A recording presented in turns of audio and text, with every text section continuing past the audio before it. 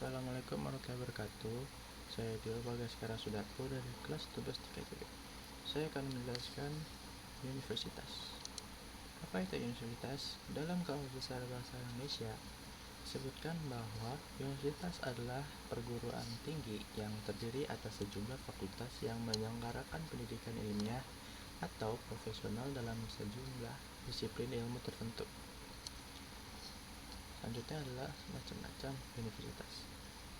Seperti yang disebutkan tadi, selain perguruan tinggi, universitas juga terbagi lagi menjadi beberapa jenis. Dalam KBBI, ada istilah universitas terbuka, yang berarti perguruan tinggi yang terbuka bagi siapa saja yang asal mempunyai ijazah SLTA, tanpa batas usia, tanpa ujian masuk, tanpa batas waktu belajar, tanpa jam belajar yang tetap, dan diselenggarakan secara tidak langsung, tidak dengan tatap muka, tetapi melalui penjualan atau pengiriman diktat, brosur, dan bahan kuliah kepada mahasiswa. Ada juga istilah universitas negeri, yang berarti sebuah universitas yang didanai oleh pemerintah nasional atau daerah. Adapun istilah universitas swasta memiliki arti yang berkebalikan dari universitas negeri. Dan jika dilihat dari berdasarkan lokasinya, ada istilah universitas dalam negeri dan universitas luar negeri. Istilah pertama bagi universitas yang berlokasi di dalam wilayah negara Kesatuan Republik Indonesia, dan istilah kedua berarti universitas yang berlokasi di luar wilayah NKRI. Selanjutnya adalah jalur masuk universitas. Yang pertama adalah seleksi nasional masuk perguruan tinggi negeri atau SNMPTN. Kalau kamu memiliki nilai rapor semester 1-5 yang cemerlang, serta memiliki riwayat prestasi yang dapat dibuktikan, maka bersiaplah mendaftar SNMPTN. Selanjutnya adalah seleksi bersama masuk perguruan tinggi negeri atau SBMPTN. Jalur kedua untuk dapat masuk PTN yaitu melalui ujian tulis berbasis komputer atau UTBK, atau yang disebut juga dengan SBMPTN. Jika kamu ingin masuk lewat jalur ini, akan dikenakan biaya. Yang ketiga adalah seleksi mandiri. Selain SNMPTN dan SBMPTN, beberapa PTN juga mengadakan penerimaan mahasiswa secara independen. Contohnya seperti ujian tulis UGM dan seleksi masuk UI. Yang keempat adalah penelusuran minat dan kemampuan Politeknik Negeri atau PNDKPN. Jalur untuk masuk Politeknik Negeri ini hampir mirip dengan SNMPTN, yaitu dengan mengandalkan prestasi akademik dan tanpa ujian tertulis. Yang kelima adalah ujian masuk perguruan tinggi negeri. Seleksi ini merupakan jalur masuk ke lembaga pendidikan tinggi negeri yang memiliki afiliasi dengan lembaga pemerintah. Misalnya, Sekolah Tinggi Multimedia Training Center yang berada di bawah Kemenkominfo. Yang terakhir adalah seleksi masuk PTS. Kamu tidak harus selalu mengincar PTN karena banyak sekali PTS yang juga menawarkan perkuliahan yang komprehensif. Yang selanjutnya adalah saya akan menjelaskan fakultas dan jurusan. Fakultas adalah bawahan dari universitas. Di luar sebuah negara, ibarat sebuah negara, universitas sebagai negaranya dan fakultas sebagai provinsinya. Jadi, di setiap universitas terdiri atas beberapa fakultas. Misalnya, Fakultas Ilmu Pendidikan, Fakultas Kesehatan, Fakultas Ekonomi, Fakultas Kedokteran, Fakultas Hukum, Fakultas Teknik, Fakultas Agama Islam, dan lain sebagainya. Tujuan dibentuknya fakultas ini agar mahasiswa memiliki kekhususan kemana mereka akan belajar dan menekuni skill yang mereka punya.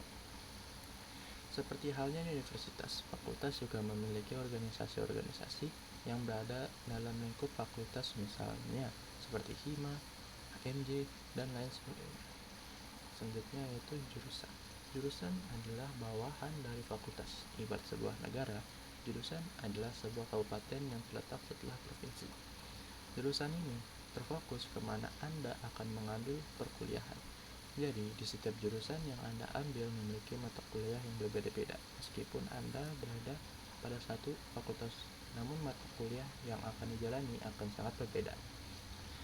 Maka dari itu, untuk teman-teman yang akan memasuki dunia perkuliahan, disarankan untuk benar-benar memilih jurusan apa yang Anda ambil yang sesuai dengan kemampuan Anda. Jangan sampai Anda masuk dalam jurusan yang tidak Anda sukai, dan itu akan membuang-buang waktu kuliah Anda karena tidak menyukai dengan jurusan yang diambil. Selanjutnya adalah jenjang pendidikan.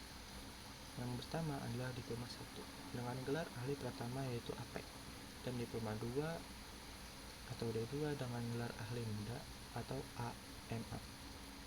Diploma 3 dengan D3 dengan gelar ahli media AMD. Diploma 4 dengan gelar sarjana sains terapan SST. Strata 1 atau S1 dengan gelar sesuai dengan jurusan kependidikannya, misalkan gelar bagi sarjana kependidikan SPD, gelar bagi sarjana ekonomi yaitu SE.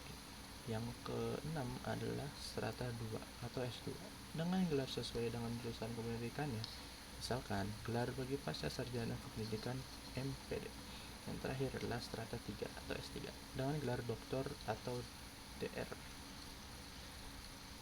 Ada banyak sekali jurusan dan program studi yang ditawarkan di tingkat pendidikan tinggi. Di semua jurusan ini umumnya sudah mengarahkan siswa untuk mempelajari bidang-bidang tertentu sesuai dengan tingkatan pendidikan. Hanya saja karena saking banyaknya program dan jurusan yang ada, calon mahasiswa terkadang jadi bingung dan kesulitan untuk memutuskan apa yang akan mereka dalami. Karena itu saya akan menjelaskan jurusan-jurusan kuliah dan penjelasannya. Yang pertama adalah bisnis dan keuangan. Ada beberapa jurusan di bidang ini yang sekelas tampak sama, namun sama sekali berbeda konsentrasi dan fokus studi, meskipun saling terkait satu sama lain. Yang pertama adalah bisnis. Jurusan bisnis lebih berfokus tentang bagaimana keterkaitan sebuah usaha untuk menghasilkan uang. Yang kedua adalah keuangan. Jurusan keuangan mempelajari tentang bagaimana uang dan bagaimana mengelolanya sebagai alat investasi. Yang ketiga adalah ekonomi. Sementara itu, jurusan ekonomi lebih menekankan pada perilaku manusia untuk memenuhi setiap kebutuhan mereka, dari tingkat sederhana, skala, individu, hingga yang rumit seperti ekonomi suatu negara. Yang terakhir adalah akuntansi. Akuntansi yang berfokus pada pencatatan, penggolongan, hingga penyusunan laporan keuangan. Yang kedua adalah sains. Sains adalah merupakan bidang ilmu yang luas, berkembang serta saling terkait satu sama lain. Di tingkat lebih lanjut, keterkaitan antar bidang akan menciptakan studi khusus yang lebih spesifik. Yang satu adalah biologi. Jurusan biologi mempelajari mengenai seluk-beluk mengenai makhluk hidup, baik hewan, manusia, maupun tumbuhan. Kamu akan memiliki beberapa mata kuliah di lapangan dan di laboratorium jika mengambil jurusan biologi. Yang kedua adalah kimia. Mempelajari tentang bagaimana struktur, sifat, dan reaktivitas suatu zat serta pemanfaatan. Mahasiswa jurusan kimia banyak menghabiskan waktu laboratorium untuk melakukan praktikum. Yang ketiga adalah fisika. Kamu akan belajar mengenai bagaimana suatu materi bergerak dalam satu konteks ruang dan waktu. Jurusan ini identik dengan berbagai macam rumus dan perhitungan yang cukup rumit. Yang keempat adalah geografi. Pada dasarnya, jurusan geografi akan mempelajari mengenai fisik bumi. Jurusan ini terkait dengan dua jurusan lainnya yaitu geologi dan geofisika. Tidak jarang dua diantaranya atau bahkan ketiganya dimasukkan dalam satu jurusan atau program studi. Dan yang terakhir adalah matematika dan statistika. Mendalami ilmu matematika seperti aljabar, geometri, dan lain-lain. Dan yang ketiga adalah teknologi informasi. Jangan heran jika kamu melihat jurusan yang berfokus pada keamanan cyber atau cybercrime atau big data yang terkait dengan data di internet. Salah satu jurusan ini.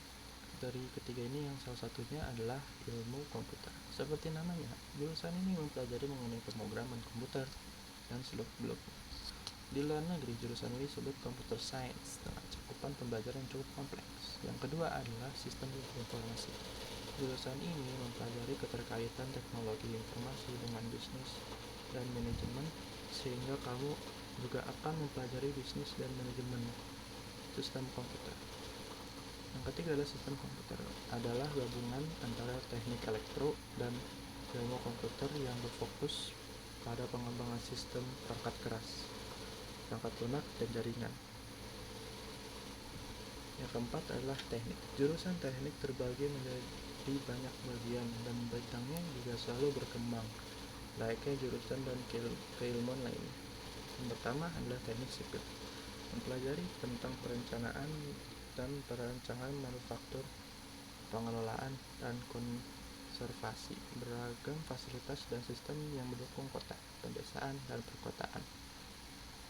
Yang kedua adalah teknik lingkungan. Jika kamu melanjutkan studi di jurusan ini, maka kamu akan mempelajari tentang permasalahan lingkungan dan solusinya, serta pengelolaan lingkungan seperti pengendalian limbah, dan lain-lain.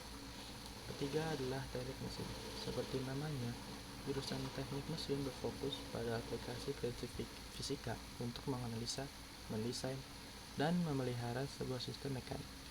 Yang keempat adalah teknik elektro. Teknik elektro merupakan bidang ilmu teknik mengenai aplikasi listrik, mulai dari konsep, rancangan, pengembangan, hingga produksi elektronik. Yang terakhir adalah teknik industri. Lulusan teknik industri akan mampu mengoptimalisasi kegiatan produksi, pengelolaan, dan ekonomi. Dan yang kelima adalah ilmu sosial. Jurusan-jurusan di bidang ilmu sosial juga sangat variatif, dan biasanya setiap universitas menyediakan variasi jurusan yang berbeda. Berikut adalah jurusan yang di bidang sosial yang umumnya ditawarkan di Universitas Indonesia. Yang pertama adalah ilmu politik. Jurusan ini mempelajari tentang gejala serta fenomena politik dan aplikasi teori-teorinya untuk mempermasalahkan politik. Yang kedua adalah ilmu komunikasi. Kamu akan mempelajari tentang komunikasi dalam berbagai tingkatan, mulai dari individu, media, hingga media sosial dan seni. Yang ketiga adalah sosiologi. Jurusan sosiologi adalah ilmu yang mempelajari mengenai perilaku sosial manusia, baik dalam individu, bagian dari kelompok, maupun antara individu dan kelompok. Termasuk di dalamnya pembelajaran mengenai masyarakat, mulai dari struktur, fenomena, hingga problematika yang terjadi dalamnya. Yang terakhir adalah antropologi. Mirip dengan sosiologi, jurusan antropologi juga mempelajari mengenai manusia. Hanya saja antropologi berfokus pada manusia sebagai makhluk sosial yang terkait dengan alam dan kebudayaan. Oh iya, selain jurusan-jurusan di atas, ada jurusan lainnya di bidang ilmu sosial seperti jurnalistik, iklanan, penyiaran, hukum, dan sebagainya. Dan yang terakhir adalah sastra dan humaniora. Bidang humaniora mempelajari tentang budaya, sejarah, dan bahasa dan karya sastra.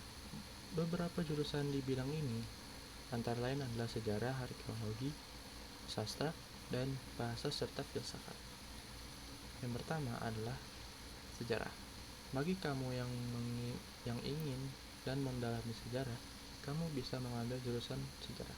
Pada jurusan ini, kamu akan mempelajari lebih lanjut mengenai sejarah, mulai dari sejarah kerajaan Nusantara, sejarah dunia.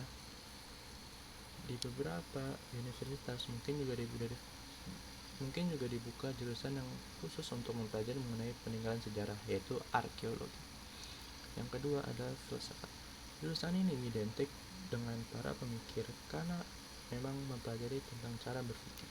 Kamu akan terlatih untuk mempertanyakan segala sesuatu dan merumuskan pandangan pribadi yang luas terhadap berbagai permasalahan. Sekian dari presentasi saya, kurang lebihnya mohon maaf. Wassalamualaikum warahmatullahi wabarakatuh.